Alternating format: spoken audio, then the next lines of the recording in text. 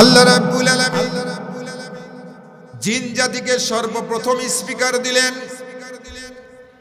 জিন জাতি এবার আল্লাহ রাব্বুল আলামিনকে পরামর্শ দিচ্ছেন, ওগো আল্লাহ রাব্বুল আলামিন, আমরা জিন জাতি, আমরাই তো আপনার ইবাদত করি, আপনার হুকুম শুনি, আপনার দাসত্ব করি। কোনোভাবেই আপনি মানুষ সৃষ্টি করেন না, আর কোনো কওম সৃষ্টি করার দরকার নাই। আপনি যদি মানুষ সৃষ্টি করেন তাহলে কি হবে জানেন?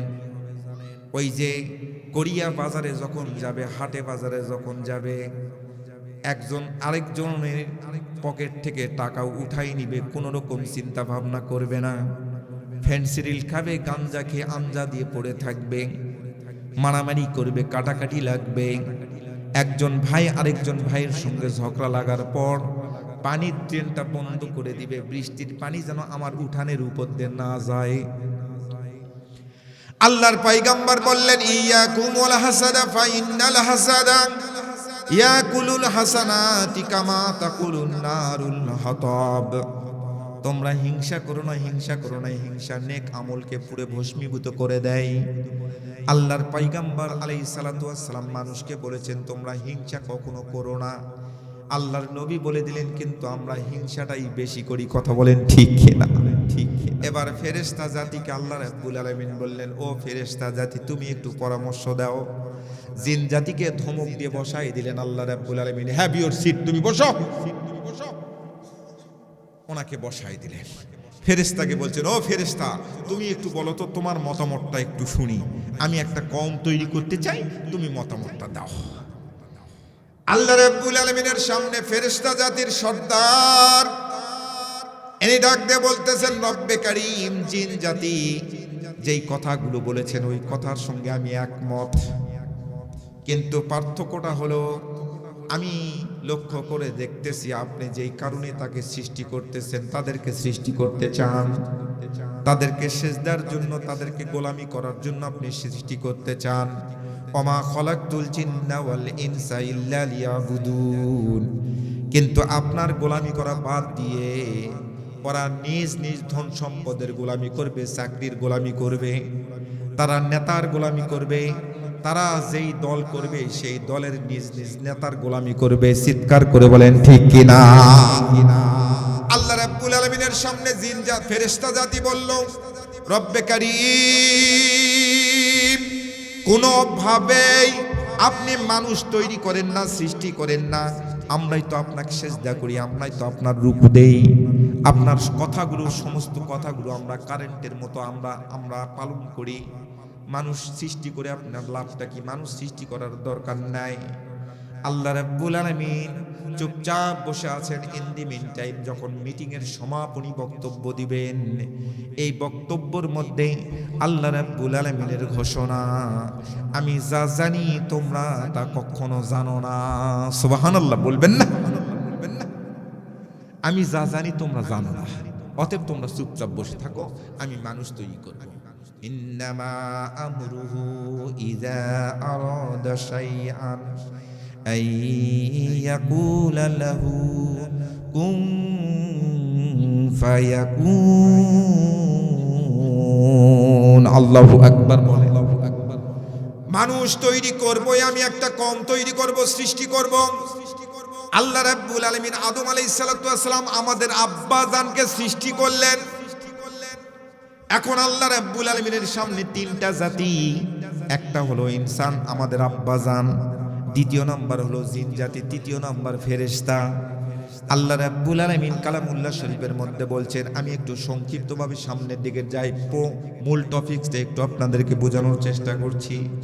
আল্লাহ রাব্বুল আলামিন আমাদেরকে কেন পাঠালো বাবা, কি কারণে পাঠালো, আমাদের লক্ষ্য, আল্লাহ রাব্বুল আলামিনের লক্ষ্য উদ্দেশ্যটা কি?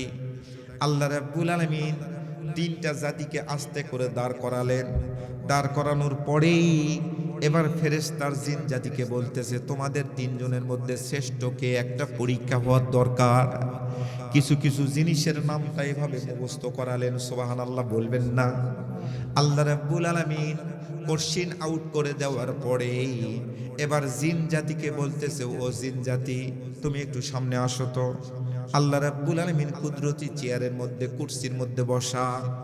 আল্লাহ রাব্বুল আলামিন বলছেন, ও জিন জাতির সর্দার, তুমি বলো তো এটা আমার হাতের মধ্যে আছে, এটা কি? আল্লাহ রাব্বুল আলামিন আগেই সবকিছু শিখাইয়ে দিয়েছেন। কোরআনুল কারীম থেকে সরাসরি বলছি, সুবহানাল্লাহ বলবেন না? আল্লাহ রাব্বুল আলামিন বললেন, বলো এটা কি নাম? জিন জাতি তাকায়ে আছে, একটা প্রশ্নের উত্তর দিতে পারে না। এরপরে আল্লাহ রাব্বুল আলামিন বলছেন, এটা আমার হাতের মধ্যে এটা আছে, এটা কি? জিন জাতি কোনো কথা বলে না। আল্লাহ রাব্বুল আলামিন ধমক দিয়ে বলতেছে, যাও যাও ওখানে বসো। একটা প্রশ্নের উত্তর দিতে পারো না, বড় বড় গল্প, যাও ওখানে বসো। ফেরেশতা জাতি কোথায় রে? ফেরেশতা জাতির সর্দার সামনে চলে আসলো। ফেরেশতাকে বলতেছে, ও ফেরেশতা বলো তো এটা আমার হাতের মধ্যে কি? ফেরেশতা এভাবে প্রশ্নের উত্তর দিচ্ছে, শোনেন। ফেরেশতা ডাক দিয়ে বলতেছেন, আল্লাহ, জিন জাতির যা উত্তর আমারও তাই উত্তর। আল্লাহ রাব্বুল আলামিন বললেন, যাও যাও তুমিও বসো তোমার জায়গায়। দুইজনেই প্রশ্নের উত্তর দিতে পারলো না। এবার আল্লাহ রাব্বুল আলামিন আস্তে করে ডাক দিচ্ছেন, আমার ইনসান আদম তুমি কোথায় গো? আদম আলাইহিস সালাতু ওয়াস সালাম, লাব্বাইকা রব্বে কারীম, আমি এখানে, সামনে চলে আসো। আল্লাহ রাব্বুল আলামিন আমাদের আব্বা জানকে প্রশ্ন করলেন, এমন কোন পয়গম্বর নাই যেই পয়গম্বর কোনো প্রশ্নের সম্মুখীন হয় নাই, যেই পয়গম্বর কোনো পরীক্ষা দিয়েই নাই। আল্লাহ রাব্বুল আলামিন আদম আলাইহিস সালাতু ওয়াস সালামকে বললেন, ও আদম, আমার হাতের মধ্যে এটা আছে, এটা কি? আদম আলাইহিস সালাতু ওয়াস সালাম সঙ্গে সঙ্গে প্রশ্নের উত্তর দিলেন, ওগো রব্বে কারীম, এটা মোবাইল ফোন। সুবহানাল্লাহ বলবেন না? এটা মোবাইল ফোন। এখানে 4টা জিনিস লাগে। 1 নাম্বার লাগে mobile phone, 2 number charger, 3 number সিম কার্ড লাগে, তারপর লোড লাগে। প্রশ্ন করছে একটা, আল্লাহ রাব্বুল আলামিনের সামনে আমাদের আব্বা জান ঠাস ঠাস করে সবগুলো উত্তর দিয়ে দেয়। বলেন আল্লাহু আকবার। সম্মানিত বাবারা আমার, প্রশ্নের উত্তরগুলা যখন দিয়ে দিলেন, এমন সময় আল্লাহ রাব্বুল আলামিন বললেন, ও 3 জাতির সর্দারেরা, জিন জাতি, ফেরেশতা জাতি, ইনসান, তোমাদের 3 জনের মধ্যে আমার তো নম্বর দেওয়ার দরকার, নম্বর দেওয়ার দরকার। যেহেতু আমি পরীক্ষা নিলাম, আমি পরীক্ষক, আমি পরীক্ষা নিলাম, তোমাদের যারা পাস করছে তাকে তো আমার সার্টিফিকেট দেওয়ার দরকার। ফেরেশতা জাতি বলতেছে, হ্যাঁ রব্বে কারীম, অবশ্যই সার্টিফিকেট দেওয়ার দরকার। আল্লাহ রাব্বুল আলামিন আস্তে করে কুদরতি জবান দ্বারা জানায়ে দিলেন, আমি সার্টিফিকেট দিয়ে দিলাম, আজকের পর থেকে আদমকে সার্টিফিকেট দেওয়া হলো। এই সার্টিফিকেটের নাম হলো আশরাফুল মাখলুকাত। আল্লাহু আকবার বলে। আশরাফুল মাখলুকাতের সার্টিফিকেট এমনি এমনি আল্লাহ রাব্বুল আলামিন আমাদের আব্বাজানকে দেয় নাই। আপনি মনে করতেছেন এমনি এমনি দিয়েছে? জিনা জানা, এমনি এমনি আশরাফুল মাখলুকাতের সার্টিফিকেট দেয় নাই। মুসলমান ভাইরা রে আমার, আল্লাহ রাব্বুল আলামিন এরপরে ফেরেশতাকে যখন বললেন, জিন জাতিদেরকে যখন বললেন তোমরা সিজদা করো, সঙ্গে সঙ্গে সবাই সিজদা করলো, একজন বাদে। কথা বলেন ঠিক কিনা? এখানেই কিন্তু আমার প্রশ্নটা, বাবা ওয়াজ কিন্তু এখান পর্যন্ত, এই ওয়াজ পর্যন্ত সবার আপনাদের মুখস্থ আছে, এই পর্যন্ত কিন্তু সবার মুখস্থ আছে। আমি এই ওয়াজটা পঞ্চগড় একটা কামিল মাদ্রাসায় করতেছি। কামিল মাদ্রাসার প্রিন্সিপাল বসা, উনি সভাপতির আসনে বসা। একজন যখন সিজদা করলো না, এমন সময় আল্লাহ রাব্বুল আলামিনের লানত চলে আসলো, সে শয়তানে রূপান্তরিত হয়ে গেল। কথা বলেন ঠিক কিনা? বলেন ঠিক কিনা? ইনি কিন্তু পৃথিবীর জমিনে এরকম আমরাও ঘটনা শুনেছি, এরকম হাদিস শরীফের মধ্যে বর্ণনা আসছে, রাবি দ্বারা প্রমাণিত। আজাজিল ফেরেশতা এমন কোনো জায়গা নাই যে জায়গায় তিনি সিজদা করে নাই। কথা বলেন ঠিক কিনা? এত বড় ইবাদতকারী, একে আল্লাহ রাব্বুল আলামিন একটা হুকুম, একটা অর্ডার না মানার কারণে সে শয়তানে রূপান্তরিত হয়ে গেল। আর আমরা ডজন ডজন হুকুম না মেনেও কলার নাড়াতে নাড়াতে বলতেছি, হুজুর আমি সারা এই এলাকার মধ্যে কে যাবে জান্নাতে? মোটসে দামি লোক আর কে আছে? জান্নাতে যাওয়ার জন্য আমি ছাড়া আর কাউকে দেখতে পাচ্ছি না।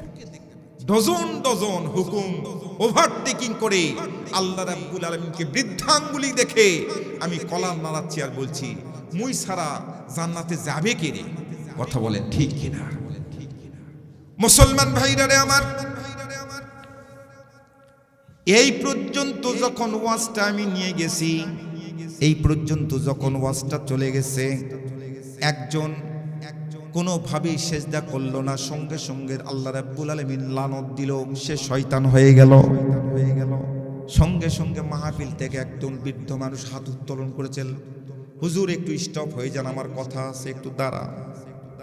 উনি হাত তুলছেন, তুলে বলতেছেন, সব মানুষ একবারে কামিল মাদ্রাসা, একবারে ভরা মাঠ, সব মানুষ স্টপ হয়ে গেছে। এই বৃদ্ধ মানুষ বসেন, চাচা বসেন, মানে এক একজন এক এক ভাষায় গালিগালাজ করতেছে, ওনাকে বসায় দিচ্ছে।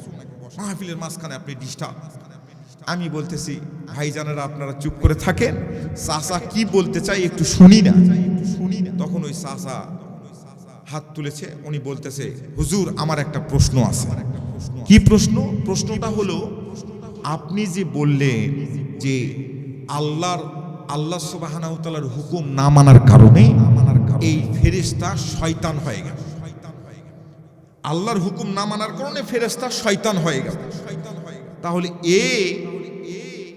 একে কোন শয়তান ধোঁকা দিল? তখন তো শয়তান ছিল না, আগে তো কোনো শয়তান ছিল না। প্রশ্নটা ভালো করে বোঝেন, একে কে ধোঁকা দিল? শয়তান তো সৃষ্টি হলো পরে। একে কে ধোঁকা দিল যার কারণে ও আল্লাহর কথাটা শুনলো না, ও ওভারটেকিং করলো, ও যুক্তি দাঁড় করলো? এটা আমার প্রশ্ন। আচ্ছা, এই প্রশ্নের উত্তরটা আমারও মানে আমি চিন্তা ভাবনা করতেছি যে সব কিছু যে আমার জানা আছে এমন তো কথা নয় নাকি ভাই? সব কিছু আমার জানা থাকবে এরকম বিষয় নয় তো। আমি প্রিন্সিপাল হুজুর আছে সভাপতি, আমি প্রিন্সিপাল হুজুরের দিকে তাকাচ্ছি আর চিন্তা করতেছি, এটা তো আমার জানা নেই। কঠিন ব্যাপার, এমন বেকায়দায় পড়ে গেছি, মানে চিপার মধ্যে পড়ে গেছি। এখন হুজুরকে আমি বলতেছি এইভাবে, হুজুর আপনি কি জানেন এটার উত্তর? হুজুর বলতেছে আমারও জানা নেই। মানে ওনারও জানা নেই, এমন একটা ব্যাপার স্যাপার। তখন আমি আস্তে করে ওনাকে বললাম যে ভাই, আপনি যদি এই প্রশ্নের উত্তর নিতে হয় তাহলে আপনার মোবাইল নাম্বারটা দেন, আমি 3 দিনের মধ্যে কিতাব মোতওয়ালা করে আপনাকে এই প্রশ্নের উত্তর দিয়ে দিই। আমি 3 দিনের মধ্যে কিতাব মোতওয়ালা করে বিভিন্ন মুফাসসির, তারপরে সবার সঙ্গে একটু পরামর্শ করে ফোন করে ওনাকে যখন সঠিক উত্তরটা যখন দিলাম, তখন উনি খুশি হয়ে গেছে। আল্লাহ রাব্বুল আলামিন কবুল করুক, বলেন আমিন। আপনারাও একটু শেষের দিকে মনে করে দিবেন, আমি আপনাদেরকেও বলার চেষ্টা করব। যদি জানার আগ্রহ থাকে তাহলে আপনাদেরকেও এর উত্তরটা বলার চেষ্টা করব। আমিন বলেন। আমিন। সম্মানিত বাবারা আমার, আল্লাহ রাব্বুল আলামিন তাহলে আমাদেরকে সৃষ্টি করলেন, আদ-দুনিয়া খুলিকাত লাকুম ওয়া আনতুম খুলিকতুম লিল আখিরাহ। আমাদেরকে সৃষ্টি করেছেন আল্লাহ রাব্বুল আলামিনের ইবাদত করার জন্য, শুধুমাত্র একমাত্র দাসত্ব করার জন্য। এখন এই গোলামিটার সংজ্ঞাটা অনেকেই আমরা জানি না, গোলামি কাকে বলে? হুজুর কোন কাজটাকে গোলামি করা? অনেকেই আমরা বলি নামাজ পড়াটা গোলামি, শুধুমাত্র গোলামি, হজ করাটা শুধুমাত্র গোলামি, যাকাত দেওয়াটা শুধুমাত্র গোলামি, ভালো ভালো কাজ করা শুধুমাত্র গোলামি, মাদ্রাসায় পড়া শুধুমাত্র গোলামি। কিন্তু না না বাবা, গোলামির সংজ্ঞাটা এটা নয়। হযরতে ইমাম জালালউদ্দিন সুয়ুতী রহমাতুল্লাহ আলাইহি তিনি তার তাফসিরে জালালাইনের মধ্যে এই গোলামির সূত্রটা তিনি লিখেছেন, একটা সংজ্ঞা লিখেছেন। এক কথায় এক লাইনে লিখেছেন, গোলামি তাহাকে বলে যেটা আল্লাহ রাব্বুল আলামিন করতে বলেছেন, আদেশ করেছেন, এই আদেশগুলোকে আদেশ হিসাবে গ্রহণ করা হলো গোলামি, নিষেধগুলোকে নিষেধ হিসাবে মেনে নেওয়া হলো গোলামি। চিৎকার করে বলেন সুবহানাল্লাহ। কোরআনুল কারীম খুলে দেখেন, এক জায়গায় আল্লাহ রাব্বুল আলামিন বলে নাই নামাজ তোমরা পড়ো, অনুরোধ করে নাই। একটা জায়গায় আপনি বের করতে পারবে না অনুরোধের ভাষা ব্যবহার করেছেন, সরাসরি আদেশ করেছেন। আমরা যারা তাবলীগগিরি করি, আমরা যারা পীর সাহেব গিরি করি তারা কিন্তু নামাজের আমরা দাওয়াত দেই, কিন্তু অনুরোধ করি। কথা কিন্তু ভালো করে বুঝবেন বাবা, যদি কনফিউশন থাকে, আমার রেকর্ডিং আছে, রেকর্ডিং হচ্ছে, আপনারা পরে আমার সঙ্গে বসবেন, আমি আপনাদেরকে বুঝাইয়ে দিব। আমরা যারা পীর সাহেব গিরি করি, আমরা যারা খানগা পরিচালনা করি, আমরা যারা তাবলিগ জামাত করি, আমরা যারা ওয়াজ নসিহত করি, আমি নিজেও আমি যখন মানুষকে বলি ভাইজান নামাজের মধ্যে আসেন, আমি অনুরোধ করে বলতেছি, কিন্তু কোরআনুল কারীমের মধ্যে আল্লাহ রাব্বুল আলামিন নামাজের ব্যাপারে অনুরোধের ভাষা ব্যবহার করে নাই। এখানে আল্লাহ রাব্বুল আলামিন আদেশ করেছেন। আপনারা বলেন তো, আদেশ আর অনুরোধ কি এক জিনিস নাকি? মুসলমান ভাইরা রে আমার, যেই কাজটা আল্লাহ রাব্বুল আলামিন করতে বলেছেন সেই কাজটা করা, সেই কাজটা করার জন্য মেনে নেওয়া, এটা হলো আল্লাহ রাব্বুল আলামিনের গোলামি। নামাজ আদায় করা আল্লাহর গোলামি, তাস না খেলা আল্লাহর গোলামি, হালাল জিনিস আপনি খাওয়া আল্লাহর গোলামি, বিড়ি সিগারেট না খাওয়া হলো আল্লাহর গোলামি, জিকির আজগার করা আল্লাহর গোলামি, জিকির আজগার করা আপনার গোলামি। মানুষের জমিন থেকে চালাকি করে ধনার পাতা প্রসাব করতে বসে মসমস করে তুলে না নেওয়া আসা, এটাও হলো আল্লাহর গোলামি। এটাকে ঘৃণা করা, এটাও আল্লাহর গোলামি। আল্লাহ রাব্বুল আলামিন যেগুলো নিষেধ করেছেন, নিষেধ হিসাবে মেনে নেওয়া, নিষেধ হিসাবে গ্রহণ করা আল্লাহ সুবহানাহু ওয়া তাআলার গোলামি। চিৎকার করে বলেন আল্লাহু আকবার, আল্লাহু আকবার। বুঝাই 17 বছর বয়স আল্লাহর পাইগাম্বারের বয়স 17 বছর। 17 বছরের একজন যুবকের কতটুকু বুদ্ধি বিবেচনা। আজকের মাহফিলটা যুব সমাজের উদ্যোগে, যারা এসএসসি পরীক্ষার্থী, দাখিল পরীক্ষার্থী, এই ভাই বোনেরা আজকের মাহফিলটার আয়োজন করেছে। তাদের উদ্দেশ্যে একটু কথা না বললেই নয়। যুবক ভাইয়েরা কান লাগান, পদ্মার অন্তরালে মা ও বোনেরা কান লাগান। আল্লাহর পাইগাম্বরের বয়স সবে মাত্র 17 বছর। খেলাধুলার সাথীদের সঙ্গে খেলার মাঠে যায়, সারাদিন তারা খেলাধুলা করে, কিন্তু আল্লাহর পাইগাম্বর আলাইহিস সালাতু ওয়াস সালাম খেলাধুলা করেন না। খেলাধুলা তাকে ভালো লাগে না। পাথরের উপর বসে আস্তে করে 2 গালের মধ্যে হাত দিয়ে কি যেন চিন্তা করেন। চিন্তাটা হলো, সমাজটা অন্ধকারাচ্ছন্ন পরিবেশে ঢেকে গেছে, জাহিলিয়াতের অন্ধকারাচ্ছন্ন পরিবেশ। নিজের স্ত্রীকে টাকার বিনিময়ে আরেকজনের কাছে উঠায়া দেয়। নিজের উটটা যদি আরেকজনের বাড়িতে আস্তে করে ঢুকে যায়, তাহলেই 2-1টা খুন হয়ে যায়, খুন খারাপি হয়ে যায়। বলেন নাউজুবিল্লাহ। কোনোভাবেই একজন আরেকজনকে সহ্য করতে পারে না। হিংসা, বিদ্বেষ, তাস খেলা, জুয়া খেলা, মদ খাওয়া, জেনা, ব্যভিচার, ন্যাংটা অবস্থায় ড্যান্স করা, সব কিছু যেন একটা উন্মুক্ত পরিবেশ হয়ে গেল। আল্লাহর নবীর বয়স তখন 17 বছর। 17 বছরের একটা যুবক, এগুলো দেখে তিনি ঠিক থাকতে পারছে না। কিন্তু মক্কার শহরের সমস্ত মানুষ আল্লাহর নবীকে জানে। আব্দুল্লাহর বেটা মুহাম্মদ একটা ভালো ছেলে, সাদিক আলামিন, খুবই উত্তম একটা ছেলে, ব্যবহার অমায়িক। চার স্টলে বসে চা খেতে খেতে তারা গল্প করে, এই জানিস ওই ছেলেটা কিন্তু একটা ভালো ছেলে। সুবহানাল্লাহ বলবেন না? সুবহানাল্লাহ বলবেন না? সবচেয়ে ন্যাক্কারজনক কাজটা যেই করতো, এই কাজটা হলো কাবা ঘরের সামনে গিয়ে ন্যাংটা অবস্থায় একটা একটা করে পোশাক খুলে রেখে ন্যাংটা অবস্থায় তারা তোয়াফ করতো। নাউজুবিল্লাহ বলেন, নাউজুবিল্লাহ। এরকম একটা পরিবেশ শুরু হয়ে গেল। সিম কার্ড পরিবর্তন করার দরকার কেন ভাই? কি কারণে দরকার?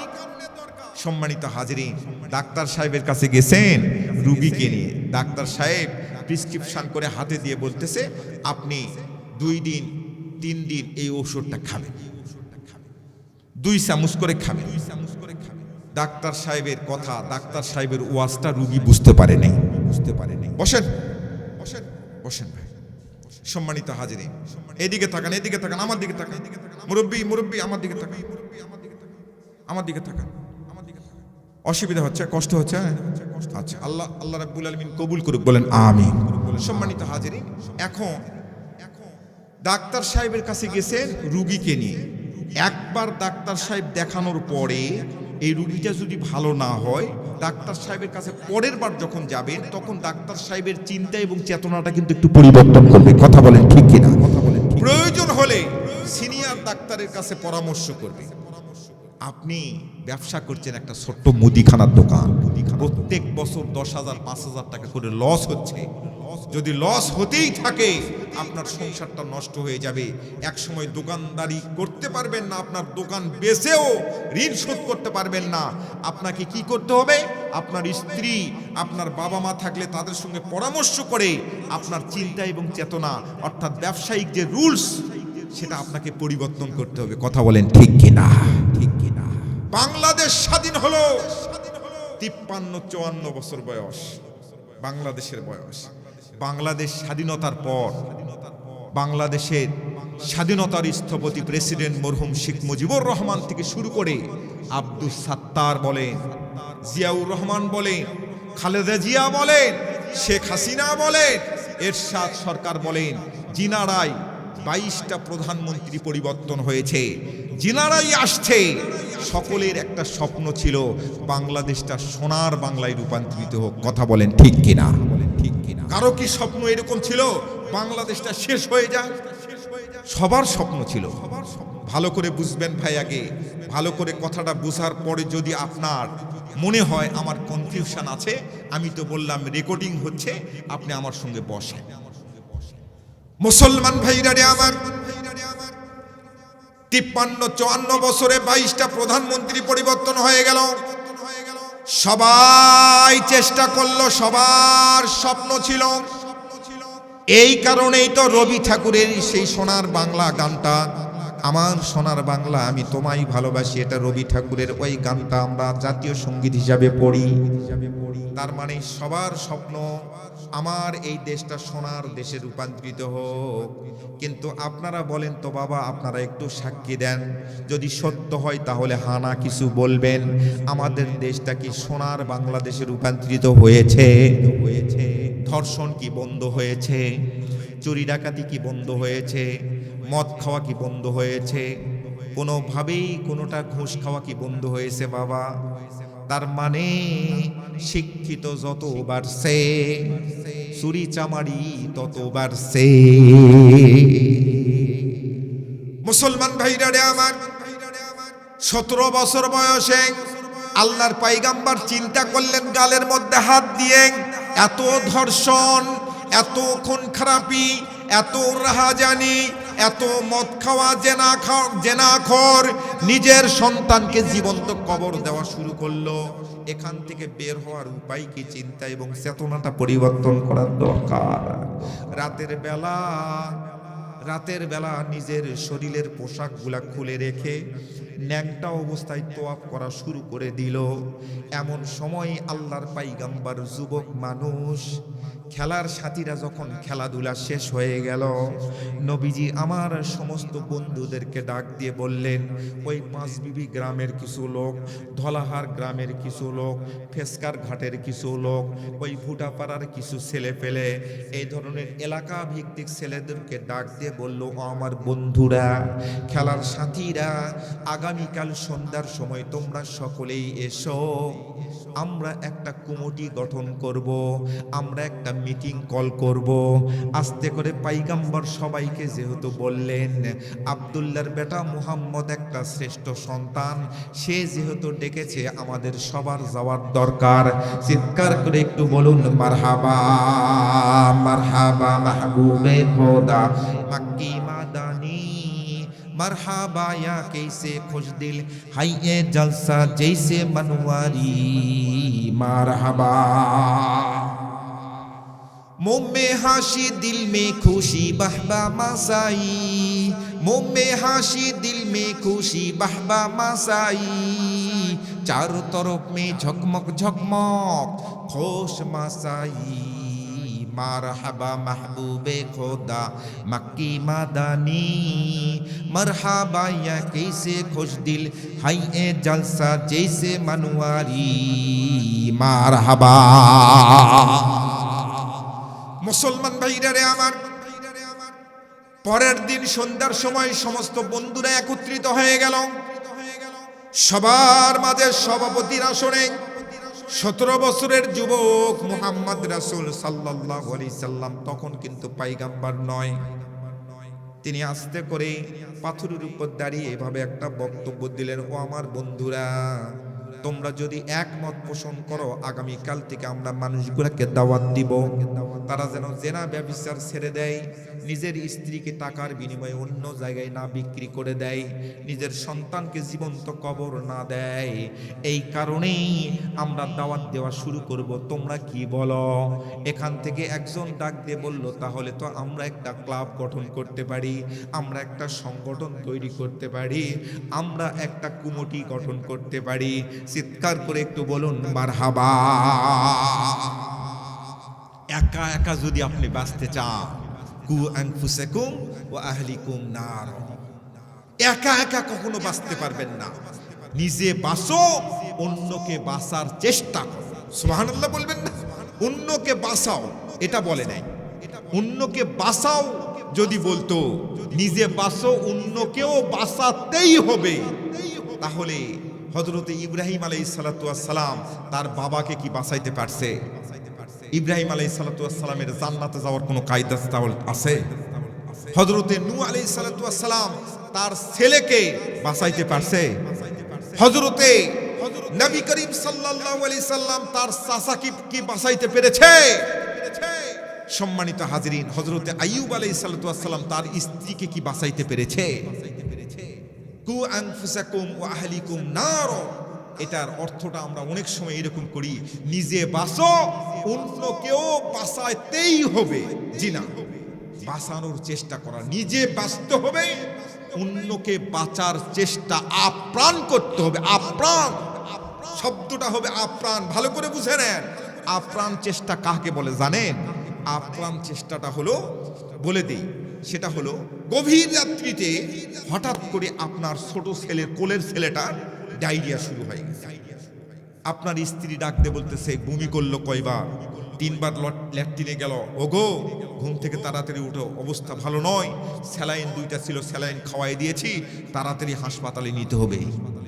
আপনি পকেটের মধ্যে হাত ঢুকাই দিচ্ছেন, একটা টাকা নাই। বালিশের নিচে হাত ঢুকাই দিলেন, যেই জায়গায় টাকা রাখেন সেই জায়গায় কোনো টাকা নাই, তার মানে বাড়িতে কোনো টাকাই নাই। এমন সময় আপনার ছেলের কাছে এসে আপনি যদি হাত আস্তে করে মাথার উপর বোলাই দিচ্ছেন আর বলতেছেন, বেটা রে 2-3 দিন একটু সবর কর, সবর কর, আমার ধানটা পেকেছে, ধানটা কাটার পর ধানটা বিক্রি করেই তোকে বড় হাসপাতালে নিয়ে যাব। তাহলে বলেন তো আপনার সন্তানের অবস্থা কি ভালো থাকবে? এই রাতের বেলা টাকা 1000-2000 টাকার দরকার, এই টাকাটা সংগ্রহ করার জন্য আপনি যে চেষ্টাটা করবেন, এই চেষ্টাটাকে বলা হয় আপ্রাণ চেষ্টা করা। মুসলমান ভাইরা আমার কথাগুলো বুঝবেন। টেবিল থাবড়ায় ওয়াজ করে কোনো লাভ নাই বন্ধুরা আমার। বাংলাদেশটা পরিবর্তন করতে হবে, সমাজটা পরিবর্তন করা হবে, মানবিক সামাজিক গঠন করতে হবে। আল্লাহর বান্দা একজন বলে দিল, একজন বলে দিল, আব্দুল্লাহর বেটা মুহাম্মদ ও আহমদ আলামিন সাদিক ও বন্ধু, আমরা একটা সংগঠন তৈরি করতে পারি। আল্লাহর পয়গম্বর বলল, অবশ্যই সংগঠন তৈরি করা যায়।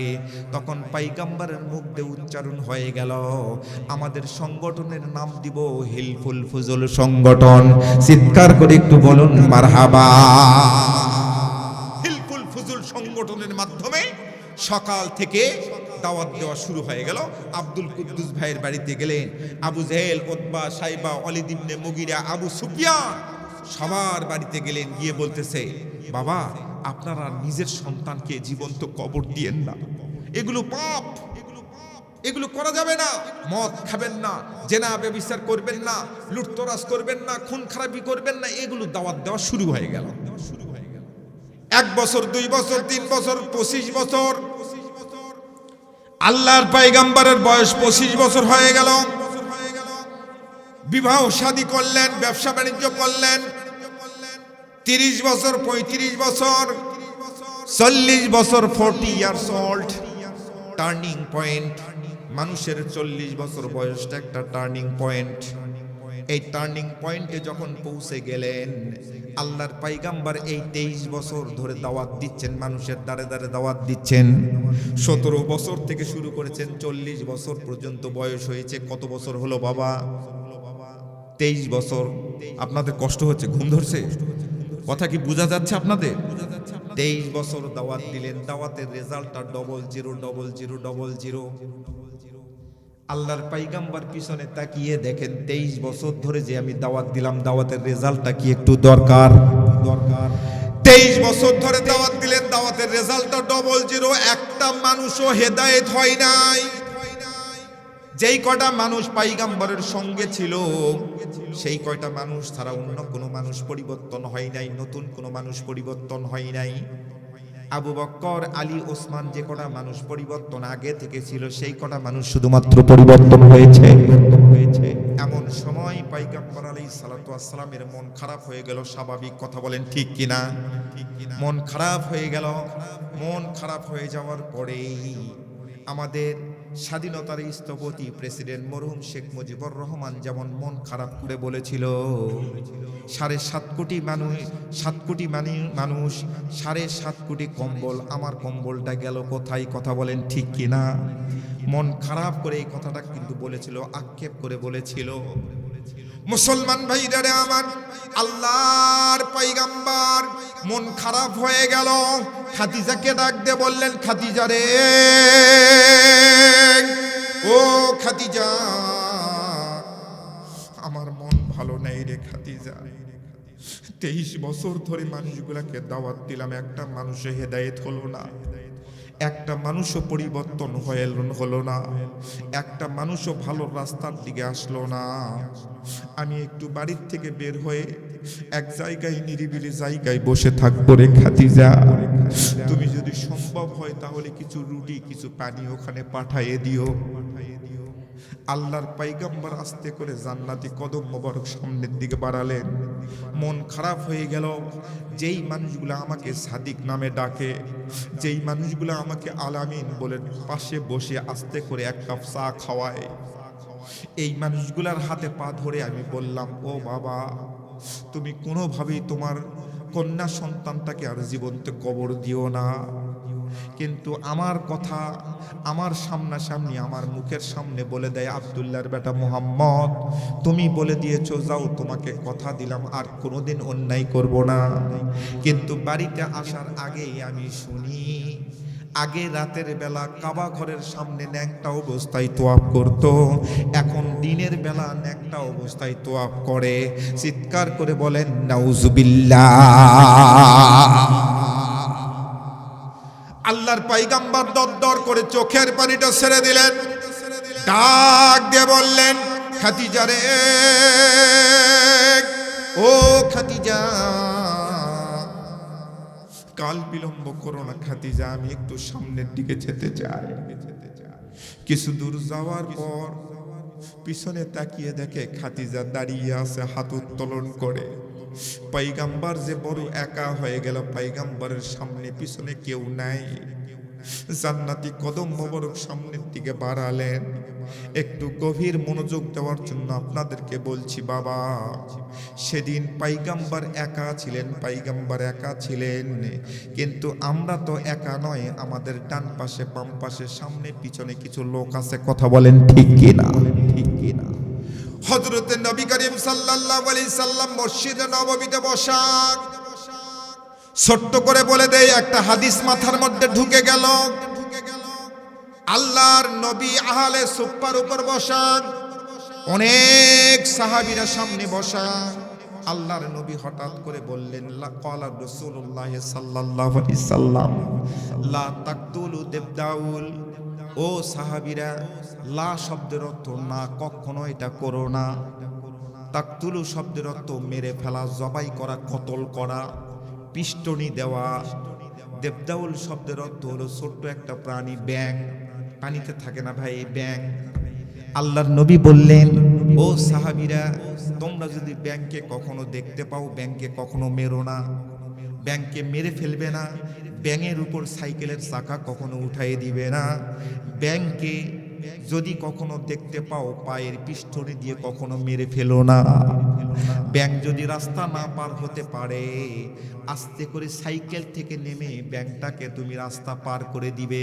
সুবহানাল্লাহ বলবেন না? আল্লাহর নবী যখন এভাবে বললেন, একজন সাহাবী হাত উত্তোলন করে বললেন, লাব্বাইকা ইয়া সাদিক রাসূলুল্লাহ, ব্যাঙের ব্যাপারে এত সতর্কতা লুটি সামনে দিলেন কেন গো পয়গম্বর? আল্লাহর নবী বললেন, ও সাহাবীরা, তাম পৃথিবীর মানুষকে তোমরা জানায়ে দিবে, আমাদের আব্বা জান ইব্রাহিম খলিলুল্লাহকে যখন আগুনের মধ্যে ফেলে দেওয়া হলো,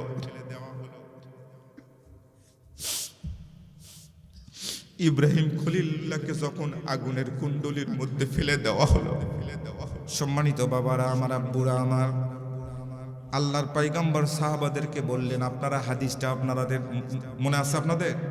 আল্লাহর পয়গম্বর বললেন, লা তাকতুলু দেবদাউল, তোমরা কখনো ব্যাঙকে মেরো না। একজন সাহাবী বললেন, ইয়া রাসূলুল্লাহ, ইয়া হাবিবাল্লাহ, ব্যাঙকে কেন মারবো না? আল্লাহর পয়গম্বর বললেন, আমাদের আব্বা জান, জাতির জনক, জাতির পিতা হযরতে ইব্রাহিম খলিলুল্লাহকে যখন নমরুদের আগুনের মধ্যে ফেলে দেওয়া হলো, পৃথিবীর কোনো মানুষ, কোনো প্রাণী এগিয়ে যেতে পারে নাই। নমরুদ খোদার ভয়ে, নাউজুবিল্লাহ বলেন, নমরুদ খোদার ভয়ে পৃথিবীর কোনো মানুষ এগিয়ে যেতে পারে নাই। নিজের বাবা বিরুদ্ধে অবস্থান করেছে, তার বিরুদ্ধ পক্ষ। আল্লাহর পয়গম্বর বললেন, ও সাহাবীরা, তৎকালীন সময় একটা ব্যাঙকে লক্ষ্য করে দেখা গেল লাফাইতে লাফাইতে লাফাইতে লাফাইতে পানির মধ্যে চিবুনি দেয়, পেট ভর্তি করে পানি খায়, লাফাইতে লাফাইতে লাফাইতে লাফাইতে আগুনের কাছে যাওয়ার চেষ্টা করে। যখন আগুনের কাছে যাওয়ার চেষ্টা করে, ব্যাঙকে জিজ্ঞেস করলো, ব্যাঙ, তুমি এমন কর্মকাণ্ড কেন করো? আগুনের মধ্যে প্রসাব করার চেষ্টা করো, ব্যাপারটা কি? তোমার প্রসাবের দ্বারা তো আগুনের কোনো ক্ষতি হবে না, ইব্রাহিম খলিলুল্লাহর তেমন কোনো উপকার হবে না। ব্যাঙ ডাক দিয়ে বলল, পৃথিবীর মানুষ কান খুলে শ্রবণ করো, আমি ব্যাঙ জাতি, আমি নিজেও জানি আমার প্রসাবের দ্বারা নমরুদের আগুনের তেমন কোনো ক্ষতি হবে না। আব্বা জান, জাতির পিতা ইব্রাহিম খলিলুল্লাহর তেমন কোনো উপকার হবে না। তবে আমি শুধুমাত্র আমার খোদা আল্লাহকে দেখাইতে চাই আমি ইব্রাহিম খলিলুল্লাহর পক্ষে অবস্থান নিয়েছি আর নমরুদের বিপক্ষে অবস্থান নিয়েছি। চিৎকার করে বলেন আল্লাহু আকবার। যার যেই অবস্থানে আছে সেখান থেকে আমরা দায়িত্বশীল। আপনি মনে করছেন অমুক জন বিরাট নেতারে উনি দায়িত্ব পালন করুক, মসজিদের ইমাম সাহেব বিরাট বড় লোক, ধনী মানুষ, ওর যদি জেলখানার মধ্যে থাকে আমার কোনো যায় আসে না, আমি কিচ্ছু করতে পারবো না। আপনি শুধুমাত্র ব্যাঙের মতো ভূমিকায় থাকেন, এটাই যথেষ্ট। আমিন বলবেন না? আল্লাহ রাব্বুল আলামিন পয়গম্বর আলাইহিস সালাতু ওয়াস সালাম চলে গেলেন হেরা পর্বতের মাথার মধ্যে জাবালে নূর, মনে আছে আপনাদের? জাবালে নূর পাহাড়ের উপর চলে গেলেন। মনটা খারাপ। 17 বছর বয়স থেকে 40 বছর বয়স পর্যন্ত 23 বছর, মনে রাখবেন 23 বছর দাওয়াত দিলাম। দাওয়াতের রেজাল্টটা হলো 000000, মনে আছে আপনাদের? সম্মানিত বাবারা আমার, কয়েকদিনের মধ্যে আল্লাহ রাব্বুল আলামিন জিবরাইল পাঠিয়ে দিলেন। জিবরাইল আমিন চলে আসলো, পয়গম্বরকে বুকের মধ্যে জড়ায়ে ধরে আস্তে করে ডাক দিয়ে বলতেছেন, পয়গম্বর আপনি অনেক কষ্ট করেছেন, 23 বছর ধরে কষ্ট করেছেন, আজকের পর থেকে আপনি এই হাদিয়াটা একটু নিয়ে যান। ইকরা বিসমি রাব্বিকাল্লাযী খলাক। সুবহানাল্লাহ বলেন। আল্লাহ রাব্বুল আলামিন বলে দিলেন, আলিফ লাম রা, কিতাবুন আনসালনাহু ইলাইকা লিতুখরিজান নাসা মিনাজ যুলুমাতি ইলান নূর আল্লাহু আকবার বলেন। এই আলোর কিতাবটা আপনি নিয়ে যান। জাহিলিয়াতের অন্ধকারাচ্ছন্ন যে পরিবেশটা আছে, এই পরিবেশটা আলোয় আলোকিত হয়ে যাবে। আলোয় আলোকিত করে দেন। এই কিতাবের ছোঁয়াটা যেখানে লাগাবেন, আল্লাহর পয়গম্বর ওই জাবালে নূর পাহাড় থেকে এই কিতাবটা সিনার মধ্যে নিলেন। যেখানে মদ খাওয়া শুরু হয়ে গেল, ওখানে কিতাব নাজিল হয়ে গেল, ওখানেই মদ খাওয়া স্টপ হয়ে গেল। সুবহানাল্লাহ বলেন। যেখানে বেপর্দা শুরু হয়ে গেল, সেখানে কিতাবের আয়াত নাজিল হয়ে গেল, পর্দা ওখানে চালু হয়ে গেল। যেখানে খুন খারাপাই, যেখানে ধর্ষণ, যেখানে চুরি ডাকাতি, সব জায়গায় কিতাব শুরু হয়ে গেল। কিতাবের একটা মুজিজা সেখানে পরিলক্ষিত হয়ে গেল। এভাবে 1টি বছর, 2টি বছর, 3টি বছর নয়, 63 বছর, অর্থাৎ 40 বছর থেকে 63 বছর। এখানেও কিন্তু 23 বছর। সুবহানাল্লাহ বলবেন না? লক্ষ্য করে দেখেন, 17 বছর থেকে আল্লাহর পয়গম্বর দাওয়াত দিচ্ছে নিজের বুদ্ধি দিয়ে, নিজের মেধা দিয়ে। কথা বলেন ঠিক কিনা? ভালো করে বোঝেন কথাটা। নিজের বুদ্ধি দিয়ে, নিজের মেধা দিয়ে। কার বুদ্ধি? স্বয়ং পয়গম্বর, যার সামনে পিছনে ডানে বামে কোনো গুনাহ নেই, সর্বশ্রেষ্ঠ মহামানব, অনুপম চরিত্রের অধিকারী। ওয়া ইন্নাকা লাআলা খুলুকিন আযীম, যার ব্যাপারে বলা হয়েছে সেই মানুষটা নিজে দাওয়াত দিয়ে জিরো রেজাল্ট। আর আমাদের বাংলাদেশ 1971 সাল থেকে শুরু করে 54 বছরে 22টা প্রধানমন্ত্রী, এরা কি সবাই অনুপম চরিত্রের অধিকারী ছিল? নাউজুবিল্লাহ বলবেন না? মিথ্যাবাদীর সর্বশ্রেষ্ঠ মিথ্যাবাদী। আমার তো মাঝে মধ্যে মনে হয় মিশা কথার বই পড়ে আসছে, ওরা এফসিপিএস করে আসছে, মিথ্যাবাদীর এফসিপিএস করে আসছে। এই মানুষগুলাও চেষ্টা করেছে সোনার বাংলা তৈরি হোক। আমি কিন্তু আপনাদেরকে একেবারে ওদের বিপক্ষে বলছি না। ওরা চেষ্টা করেছে বাংলাদেশটা সোনার বাংলায় রূপান্তরিত হোক। মিলায়ে নিবে। মুহাম্মদ রাসূল সাল্লাল্লাহু আলাইহি সাল্লাম নিজে চেষ্টা করেছে 17 বছর থেকে 40 বছর, 23 বছর এই মক্কাটা সোনার মক্কায় রূপান্তরিত হোক, কিন্তু রেজাল্টটা জিরো। এরাও চেষ্টা করেছে 54 বছর, রেজাল্টটা জিরো। পরের 23 বছর দেখেন, 40 থেকে 63 বছর, 23 বছর। এই 23 বছরের রেজাল্টটা কি হলো? পয়গম্বর কি বলছেন দেখেন। পয়গম্বর আলাইহিস সালাতু ওয়াস সালাম মসজিদে নববী মেম্বারের উপর দাঁড়িয়ে বললেন, খয়রুন কুরুনি করনি। তামাম পৃথিবীর মানুষের উদ্দেশ্যে বললেন, ও পৃথিবীর মানুষেরা তোমরা শোনো শোনো, আমার এই 23 বছরের জিন্দেগিটা হলো সর্বশ্রেষ্ঠ জিন্দেগি। জিপিএ 5 শুধু নয়, গোল্ডেন 5 শুধু নয়, আল্লাহর পয়গম্বর এত উন্নত পাস করলেন, যার পাস সীমা নাই, যার নাম্বারের কোনো সীমা নাই। এর কারণটা হলো পয়গম্বর আলাইহিস সালাতু ওয়াস সালাম নিজের চেষ্টায় শুধু নয়, কোরআনুল কারীমের ছোঁয়াটা যেখানেই লাগছে সেটাই বরকতে বরকতময় হয়েছে। চিৎকার করে বলেন সুবহানাল্লাহ।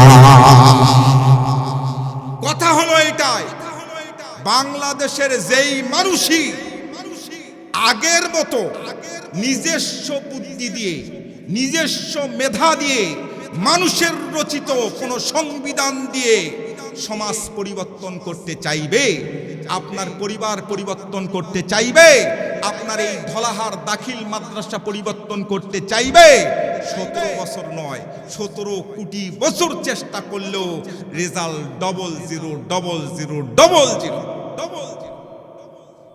শুধুমাত্র এই দাখিল মাদ্রাসার মধ্যে কোরআনুল কারীম ঢুকায়ে দেন, আপনার পরিবারের মধ্যে কোরআনুল কারীম ঢুকায়ে দেন, আপনার দেহের মধ্যে কোরআনুল কারীম ঢুকে দেন, আপনার খানকার মধ্যে কোরআনুল কারীম ঢুকায়ে দেন, আপনার মাজারের মধ্যে কোরআনুল কারীম ঢুকে দেন, আপনার ইউনিয়ন পরিষদের মধ্যে কোরআনুল কারীম ঢুকে দেন। যেখানেই কোরআনুল কারীম ঢুকে দিবেন, পবিত্র রমজান মাসের মধ্যে কোরআনুল কারীম ঢুকছে, পবিত্র রমজান মাসের দাম বাড়ছে। সুবহানাল্লাহ বলবেন না? সুবহানাল্লাহ বলবেন না? লাইলাতুল কদরের মধ্যে কোরআনুল কারীম নাজিল হয়েছে, লাইলাতুল কদর ওই রাতের দাম বাড়ছে। সুবহানাল্লাহ, সুবহানাল্লাহ।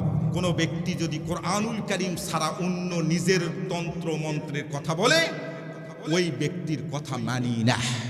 কথা বলেন ঠিক কিনা? ঠিক কিনা? কোরআনুল কারীম ছাড়া অন্য কারো কথা মানতে রাজি নয়। যতক্ষণ পর্যন্ত জীবন আছে। কথা বলেন আল্লাহু আকবার।